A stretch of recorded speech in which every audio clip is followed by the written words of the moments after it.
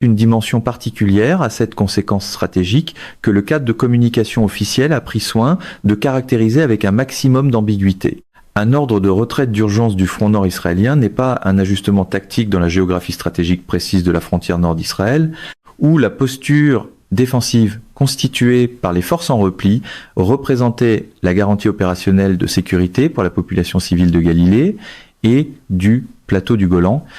et où le retrait de cette posture crée des possibilités opérationnelles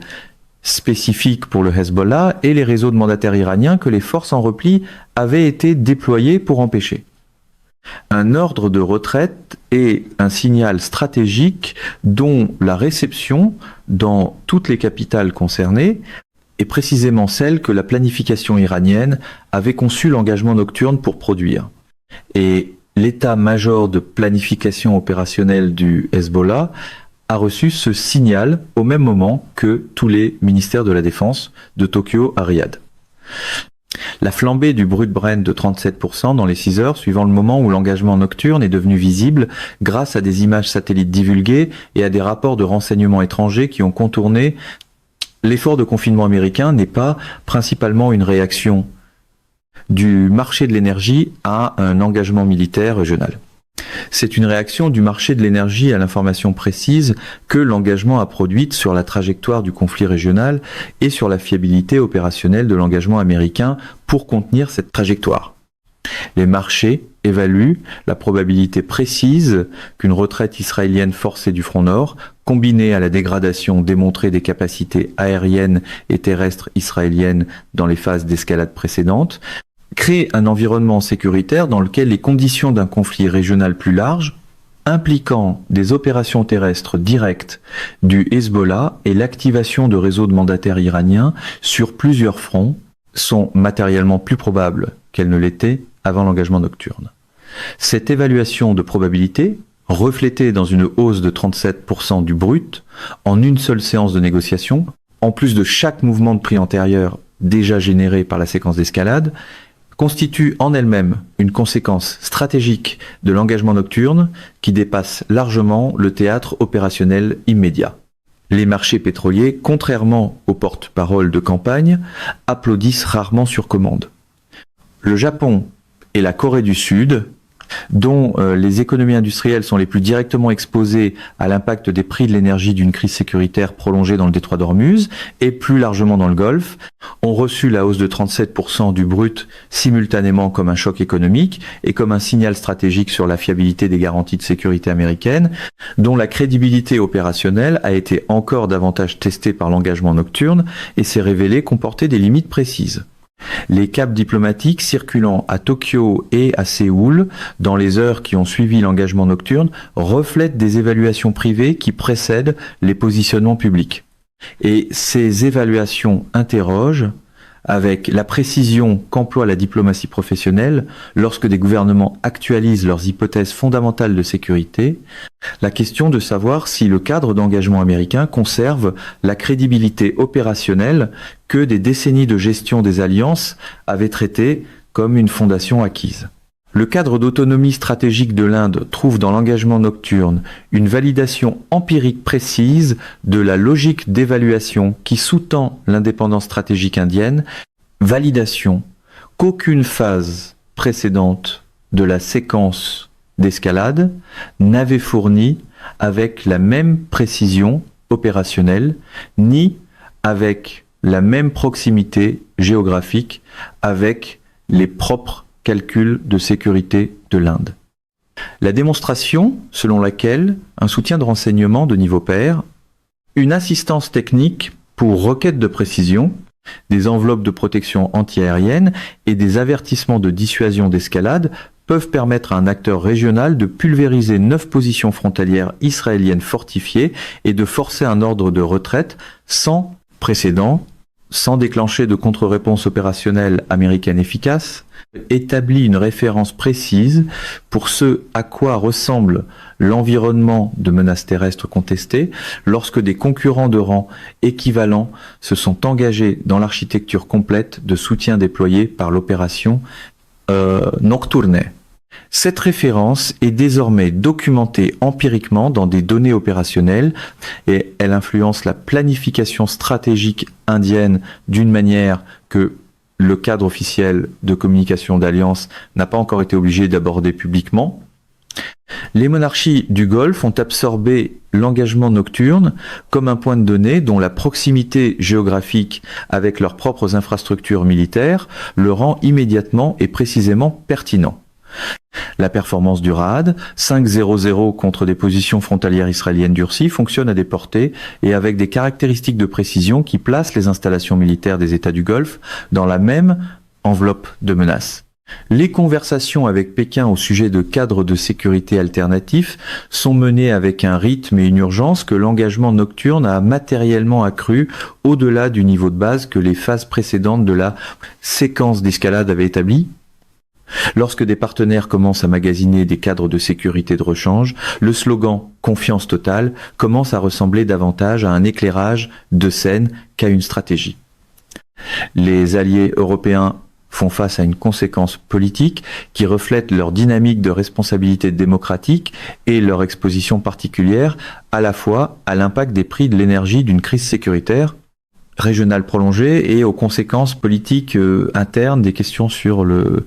jugement stratégique qui sous-tend leur soutien au cadre d'application américain dont l'escalade a produit les résultats de cette nuit.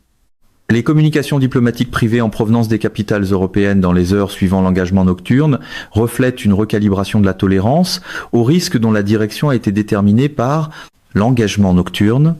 et dont l'expression publique se manifestera selon des calendriers calibrés sur les contraintes politiques internes de chaque capitale.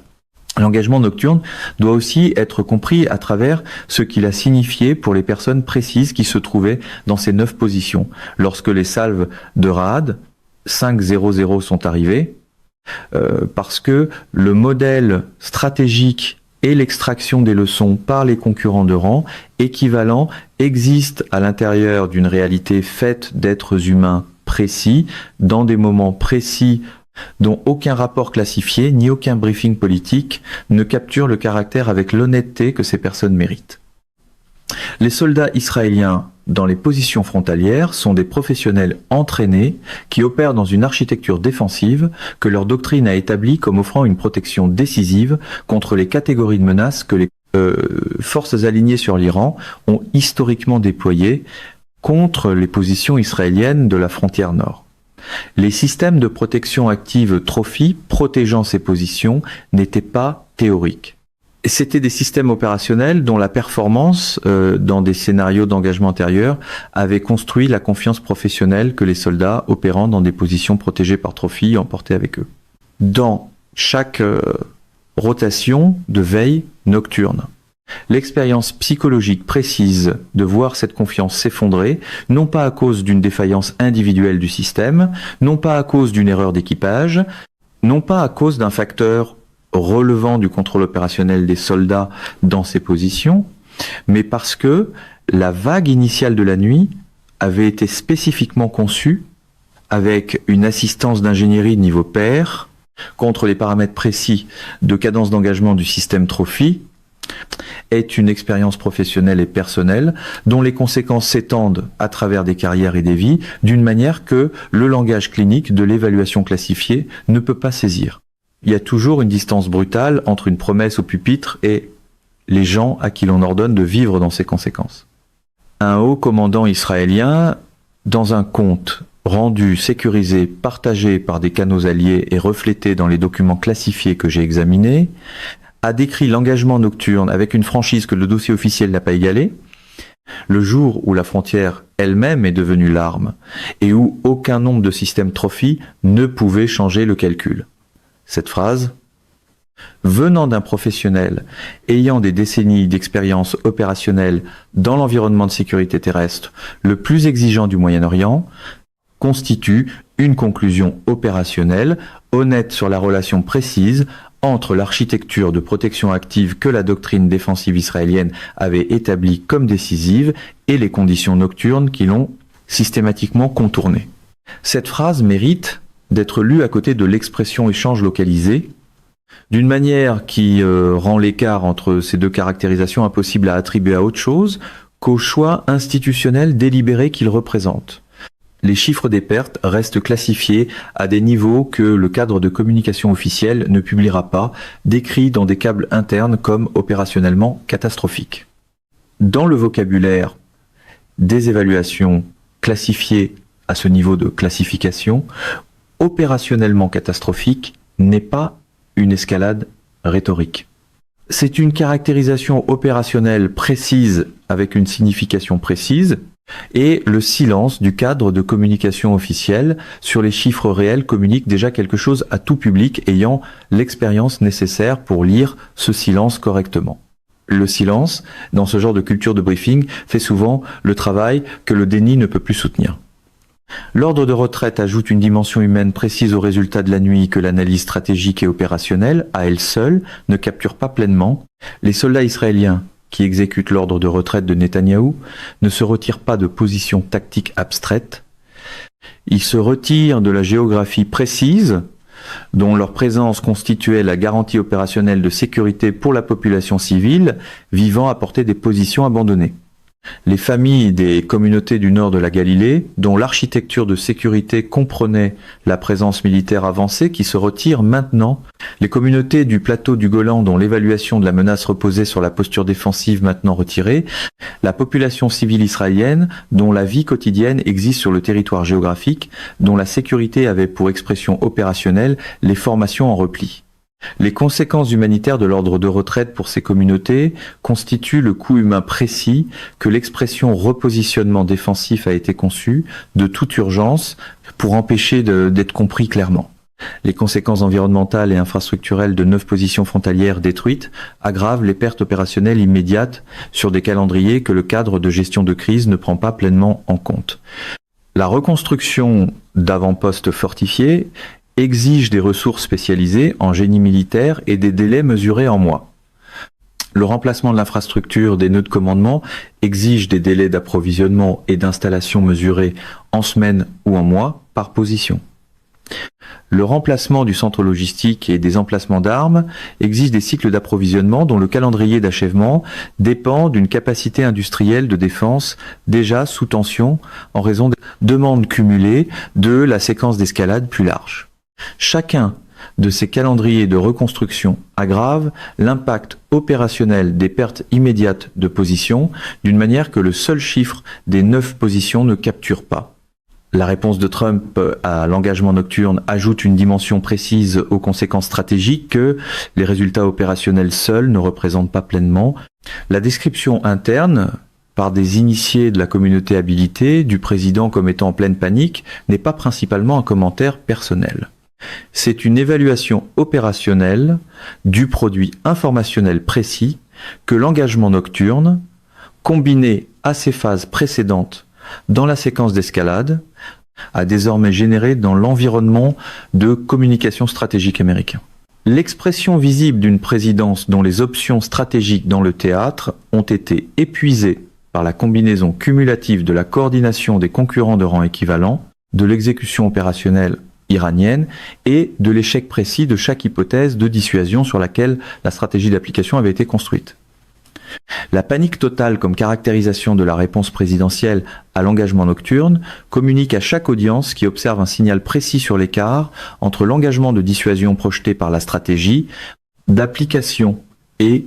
la réalité stratégique que cet engagement a rencontré. Les ministères de la Défense, de Tokyo à Riyad, ont traité ce signal simultanément avec les images satellites de 9 positions frontalières israéliennes pulvérisées et un ordre de retraite sans précédent. Et ils ont traité cette combinaison comme un message composé sur la crédibilité opérationnelle de l'engagement stratégique américain, dont ils actualisent maintenant activement les implications pour leur propre calcul d'architecture de sécurité. Lorsque la panique doit être rebaptisée résolution, l'équipe de communication a déjà perdu la première bataille.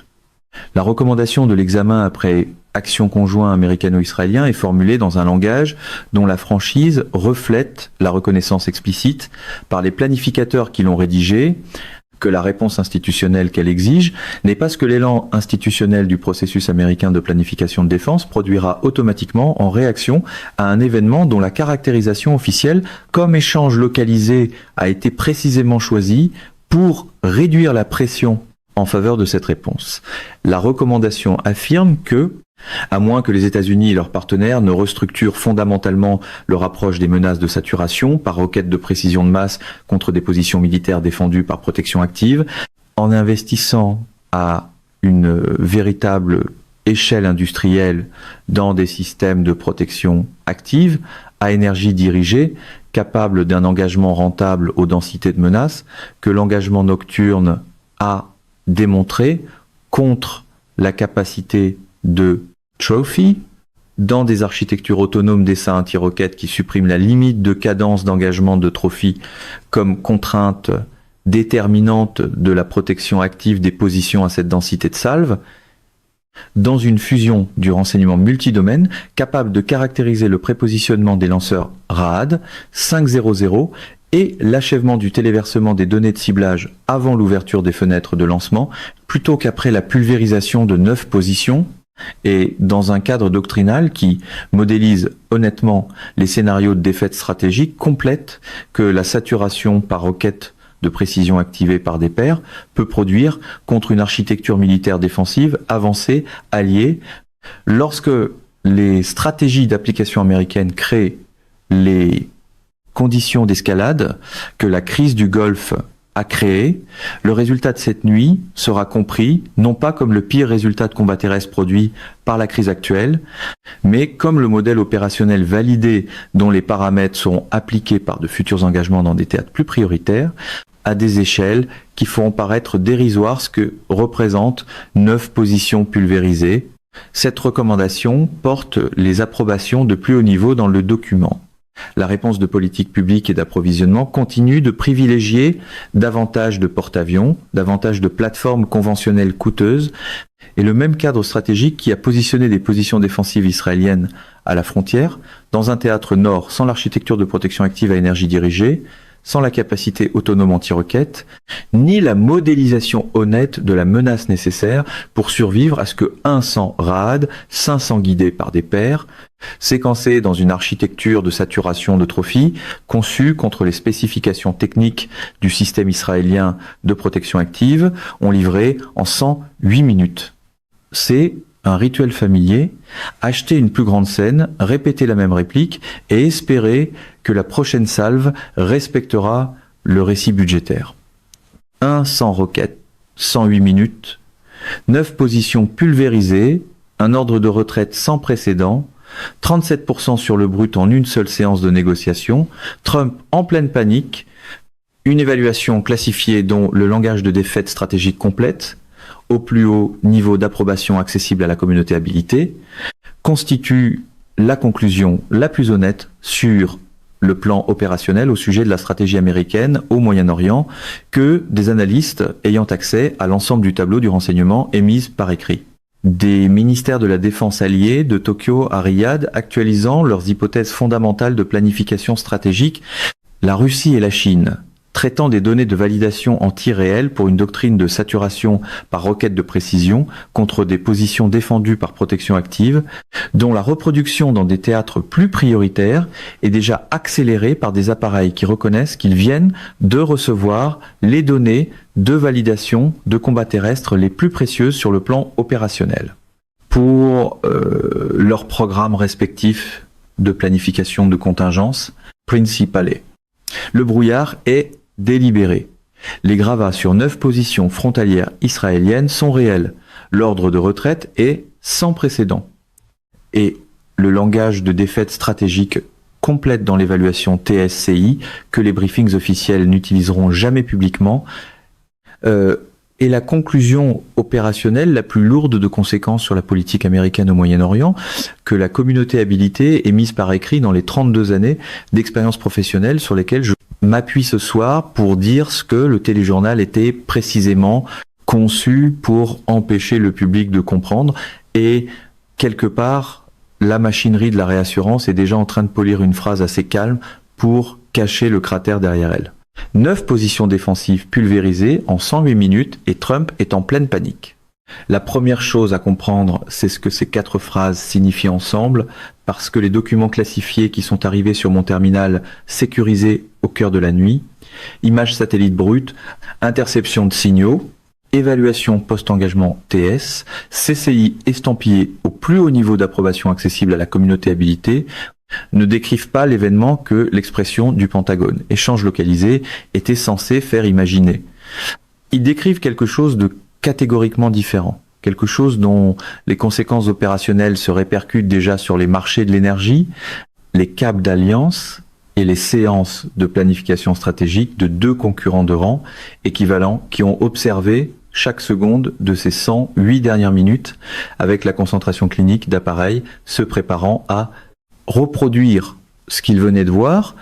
à des échelles qui feront paraître dérisoire ce qui s'est passé ce soir à la frontière nord d'Israël. Apparemment, dans l'école de communication favorable à Trump, un séisme stratégique devient localisé dès que les caméras commencent à tourner. J'ai passé 32 ans à l'intérieur de ce système. J'ai examiné des documents qui ne survivent pas aux examens de déclassification. Je me suis assis dans des installations sécurisées en face d'officiers généraux dont j'emporterai les noms dans ma tombe. Rien. Pas une seule évaluation en 3 décennies n'a porté le poids de ce qui a traversé mon terminal dans les heures qui ont suivi 03H47, heure locale, le 29 avril 2026. 100 requêtes de précision RAAD, 500, 9 positions défensives israéliennes à la frontière pulvérisée, Netanyahou émettant un ordre de retraite d'urgence dont l'ampleur est décrite par des initiés de la communauté habilitée comme sans précédent dans l'histoire militaire israélienne, et le brut Brandt bondissant de 37% en une seule séance de négociation, tandis que des câbles de ministère, de la Défense, de Tokyo à Riyad, commençaient à employer le langage précis que la diplomatie professionnelle utilise lorsque des gouvernements ont cessé de croire aux garanties de sécurité qu'ils réaffirment publiquement. Le communiqué officiel a parlé d'échanges localisés. C'est le genre de formule qu'un pupitre de conférence de presse produit lorsque la réalité arrive avec les reçus et que le service des slogans cherche encore un marqueur. Ce qui s'est réellement passé est tout autre. Le RAAD 500 n'est pas une requête non guidée. Toute caractérisation publique qu'il a présentée comme une menace plus rudimentaire, plus simple que les systèmes de munitions de précision des phases opérationnelles iraniennes précédentes est fausse, que ce soit délibérément ou par ignorance. Et l'évaluation technique classifiée que j'ai consultée démontre pourquoi cette caractérisation est fausse, avec un degré de précision que le cadre de communication officielle n'a aucun intérêt à rendre visible. Chaque RAAD 500 transporte des ogives tandem ou des sous-munitions en grappe avec des autodirecteurs terminaux avancés et des algorithmes de correction à mini-course dont le raffinement technique reflète la contribution du pacte de renseignement Russie-Chine d'une manière que la désignation iranienne du système ne représente pas pleinement. La technologie de l'autodirecteur terminal permet à chaque requête de distinguer les catégories de points de visée, position durcie, contre-poste de commandement contre nœud logistique et d'ajuster sa trajectoire d'approche finale en fonction du profil précis de vulnérabilité structurelle de la catégorie de cible qui lui est assignée. La capacité de correction à mi-course permet d'ajuster la trajectoire contre la géométrie d'interception dans la phase terminale. Ce n'est pas une requête que des ingénieurs iraniens ont conçue de zéro dans un environnement industriel contraint par les sanctions. C'est une requête dont le module de guidage reflète une assistance d'ingénierie de niveau pair appliquée à une cellule iranienne, produisant une arme dont la précision terminale contre des positions militaires durcies est documentée par l'évaluation classifiée d'une manière qui rend la caractérisation officielle de 9 positions défensives pulvérisées comme un échange localisé opérationnellement indéfendable dans chaque phrase. L'échange de coups, voilà ce que le Pentagone ne rendra jamais public. Chaque RAAD 500 coûte à l'Iran une fraction de ce qu'il faut pour déployer et maintenir une seule position frontalière fortifiée, une fraction de ce qu'il faut pour équiper, entraîner et soutenir l'infrastructure de commandement de niveau bataillon, dont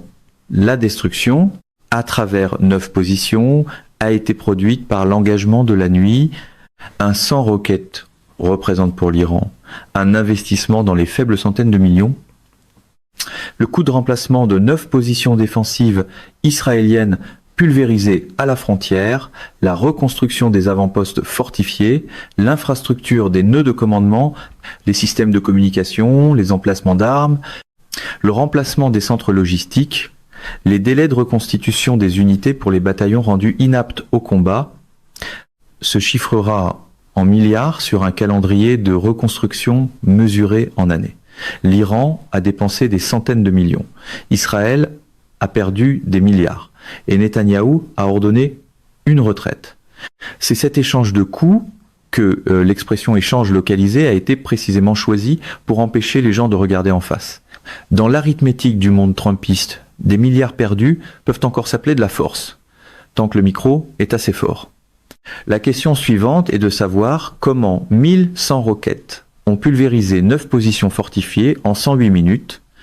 parce que les mécaniques opérationnelles de l'engagement nocturne sont documentées dans l'évaluation classifiée avec une précision technique qui rend la caractérisation officielle non seulement trompeuse, mais opérationnellement malhonnête. Et comprendre ces mécaniques est essentiel pour comprendre ce que la Russie et la Chine font en ce moment même avec les données de l'engagement de cette nuit, ce qui constitue la partie réellement alarmante de cette analyse, d'une manière que les seuls résultats tactiques ne suffisent pas à produire.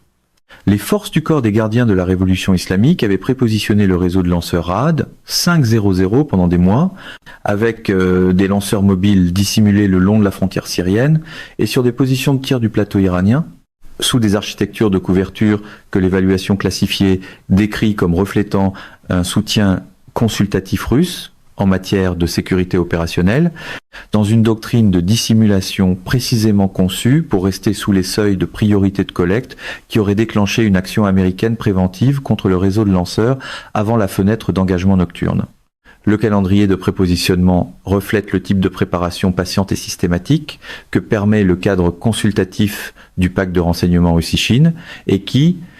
dans une planification opérationnelle iranienne indigène, privée de ce cadre, n'aurait pas été exécuté avec cette précision de timing et cette discipline de dissimulation. Les données de ciblage téléversées dans les 1100 missiles dans les heures précédant le lancement nocturne étaient le produit de mois de collecte de renseignements satellitaires et électromagnétiques de niveau pair contre l'infrastructure défensive du commandement nord de Tsahal à la frontière. Les positions précises des avant-postes fortifiés, les emplacements des postes de commandement et leur configuration structurelle, les emplacements des antennes radar du système de protection active Trophy et les limites géométriques de leur couverture, les positions des centres logistiques et la configuration de leurs voies d'accès, l'infrastructure de communication qui relie les 9 positions au nœud de commandement supérieur et entre elles. Aucune de ces données n'a été générée par la capacité de collecte indigène iranienne. Toutes ont été générées par l'architecture de collecte du pacte de renseignement Russie-Chine,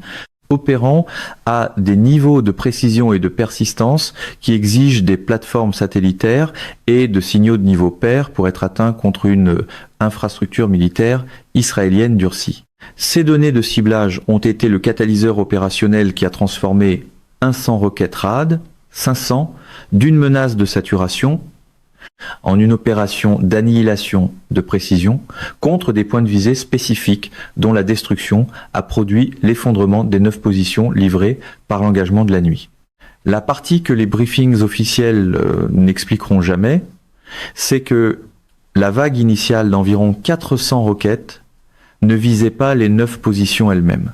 pas principalement. La vague initiale visait les systèmes de protection active Trophy qui protégeaient ces positions. Plus précisément, la vague initiale a engagé des variantes à sous-munitions grappe et des variantes de guerre électronique dans une architecture de séquençage spécifiquement calibrée pour forcer les systèmes Trophy israéliens à traiter des solutions d'engagement simultané à des rythmes qui dépassent la Capacité d'interception soutenable du système. Pendant que la présence résiduelle de guerre électronique chinoise, active dans le théâtre depuis les phases d'engagement précédentes, maintenait une dégradation radar sur les fréquences de suivi millimétrique de trophy durant la fenêtre critique de saturation. La vague initiale a consumé la capacité défensive de trophy. C'était son seul objectif opérationnel. 400 roquettes ont été engagées pour créer les conditions défensives dans lesquelles les vagues suivantes pourraient livrer des pénétrateurs à ogive, tandem contre des positions fortifiées sans interception de trophy,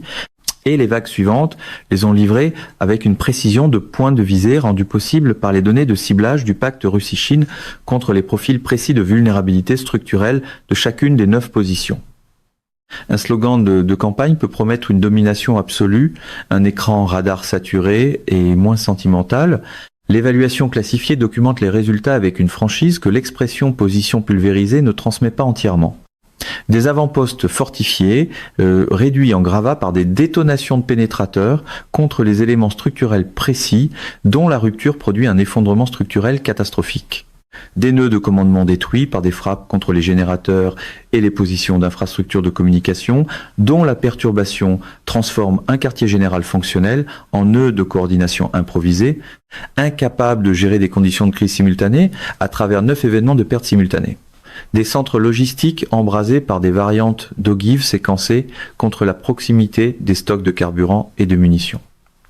Déformation de niveau bataillon rendu inapte au combat par la combinaison de pertes directes, de destruction d'équipements et de perte de cohérence des nœuds de commandement que le ciblage simultané de 9 positions au cours des 108 minutes de l'engagement a produites. 9 positions hors 108 minutes. Netanyahou ordonnant une retraite. Parce que les résultats tactiques de l'engagement de cette nuit, aussi dévastateurs soient-ils, ne sont pas la partie de cette histoire qui déterminera la sécurité de la prochaine décennie. L'extraction des leçons, elle, le sera. Pour Moscou comme pour Pékin, l'opération nocturne Orad, 5-0-0 contre 9 positions défensives israéliennes à la frontière, n'avait pas principalement pour enjeu les intérêts stratégiques iraniens ou l'attrition des forces terrestres israéliennes. C'était une expérience de validation en tir réel pour la doctrine de saturation par roquette de précision contre des positions militaires défendues par des systèmes avancés de protection active, doctrine que les 2 concurrents de rang équivalents développent, affinent et tiennent prêtes à être appliquées dans leurs propres théâtres stratégiques principaux. Chaque point de données de performance généré par l'engagement nocturne contre de véritables systèmes trophy soumis à une véritable pression de saturation, chaque livraison réussie de pénétrateurs contre une véritable position militaire durcie à travers les conditions de trophy épuisées produites par la vague initiale, alimente directement les programmes de développement russes et chinois, dont les scénarios d'application principaux concernent exactement la mission de dégradation de positions fortifiées et de destruction de périmètres défendus que l'engagement nocturne a exécuté à grande échelle. Pendant que le camp Trump répète le langage de la victoire, Moscou et Pékin semblent davantage intéressés par le tableur. La relation opérationnelle précise que l'engagement nocturne a validé en conditions de tir réel contre une véritable architecture défensive israélienne et la même relation qui sous-tend à la fois la planification russe pour les scénarios de contingence baltes et européens et la planification chinoise pour les contingences du détroit de Taïwan et de la mer de Chine méridionale. La relation entre une architecture de saturation initiale contre une protection active équivalente à trophy et la précision de livraison des pénétrateurs, des vagues suivantes contre des positions militaires durcies, sous les conditions défensives épuisées que produit la vague initiale. Cette relation était auparavant modélisée à partir d'estimations théoriques et de simulations d'exercices. Ce soir, elle existe sous forme de données opérationnelles issues d'un engagement réel contre de véritables systèmes israéliens soumis à une véritable pression de saturation. Et la différence entre la confiance tirée d'une modélisation théorique et la confiance tirée de données opérationnelles anti-réelles constitue l'amélioration précise de la planification que l'engagement nocturne a livrée aux 2 concurrents de rang équivalents pour leurs théâtres principaux, sans que l'un ou l'autre n'engage un seul membre de son propre personnel dans l'engagement de cette nuit. L'extraction institutionnelle des leçons par la Russie est en cours de traitement dans ses canaux de développement doctrinal de l'artillerie et des roquettes de précision, avec l'urgence d'un appareil qui reconnaît que il vient de recevoir des données de validation opérationnellement inestimables pour ses principaux scénarios de contingence. L'engagement précis de variantes à sous-munitions en grappe et de guerre électronique dans la vague initiale, requis par position de protection active équivalente à Trophy, pour épuiser la capacité d'engagement jusqu'au niveau où les vagues suivantes à Ogive, Tandem, réussissent à livrer des pénétrateurs contre une infrastructure militaire, Durche, ce que la planification russe estimait auparavant à partir de modèles théoriques, est désormais calculable à partir de données opérationnelles dérivées d'un engagement réel contre de véritables systèmes Trophy israéliens, opérant sous une véritable pression de saturation. Appliquée à la planification russe contre des positions fortifiées de l'OTAN équipées de systèmes de protection active analogues dans des scénarios de contingence baltes et européens, cette amélioration de calibration n'est pas marginale. Elle représente une amélioration qualitative de la précision de conception des ensembles de frappe qui modifie le niveau de confiance de la planification opérationnelle russe pour la mission précise, consistant à dégrader la cohérence défensive de positions fortifiées de l'OTAN dans les heures critiques initiales d'une contingence. Et cette amélioration de confiance alimente directement le calcul décisionnel qui détermine si la planification militaire russe évalue une option de contingence donnée comme opérationnellement viable. L'extraction des leçons par la Chine fonctionne à un niveau analogue de portée stratégique dont les implications pour la sécurité américaine dans l'Indo-Pacifique doivent être formulées directement. La force des fusées de l'Armée populaire de libération et les forces terrestres, dont la planification combinée de frappes de précision pour toute contingence à Taïwan ou en mer de Chine méridionale implique exactement la mission de dégradation d'infrastructures militaires fortifiées et défendue par protection active que l'engagement nocturne a exécuté, ont reçu par l'opération de cette nuit une validation en tir réel de l'architecture de saturation spécifique contre le système Trophy, qui constitue l'approximation la plus proche de la capacité de protection active que les systèmes fournis par les États-Unis déploieraient dans ces contingences. La confiance opérationnelle que procure une validation anti-réelle par rapport à une modélisation théorique, appliquée à la doctrine chinoise de frappe de précision pour des missions de dégradation de positions durcies dans les scénarios de contingence taïwanais, représente exactement l'amélioration de planification que l'engagement nocturne a livré sans aucun coût pour les forces opérationnelles chinoises. Mais c'est même pas la partie la plus alarmante de l'extraction des leçons. La partie la plus alarmante est ce que l'engagement nocturne démontre au groupe d'acteurs régionaux qui observent l'architecture de coordination Russie-Chine-Iran fonctionner à l'échelle opérationnelle dans la séquence d'escalade prolongée que la crise du Golfe a produite. Le modèle que l'engagement nocturne a exécuté, collecte de renseignements de niveau pair contre l'infrastructure ciblée, doctrine de dissimulation, conseillée par des pairs pour le prépositionnement des lanceurs, module de guidage fourni ou affiné par des pairs soutien de guerre électronique dans le théâtre, enveloppe de protection antiaérienne de niveau pair au-dessus des sites de lancement et avertissement de dissuasion d'escalade gelant l'autorisation américaine de contre-frappe, n'est pas propre à l'Iran. C'est une architecture de service et la Russie comme la Chine évaluent lesquels de leurs autres partenaires régionaux pourraient exécuter des opérations analogues contre des positions militaires américaines et alliées dans d'autres théâtres en utilisant le même modèle avec les ajustements appropriés aux paramètres locaux d'architecture défensive et à l'infrastructure cible locale. C'est le genre de menu qu'aucune salle de briefing de l'ère Trump ne souhaite voir projeté derrière le pupitre. Voilà la conséquence stratégique dont l'évaluation classifiée documente tout le poids lorsqu'elle emploie le langage de défaite stratégique complète. Pas les 9 positions pulvérisées, pas l'ordre de retraite. La démonstration que le modèle produit les résultats opérationnels conçus à grande échelle contre une véritable architecture militaire défensive avancée fournie par l'Occident, et l'expansion qui en résulte de l'ensemble des options de contingence que les concurrents de rang équivalent jugent opérationnellement viables dans des théâtres au-delà du Moyen-Orient immédiat. L'ordre de retraite de Netanyahou ajoute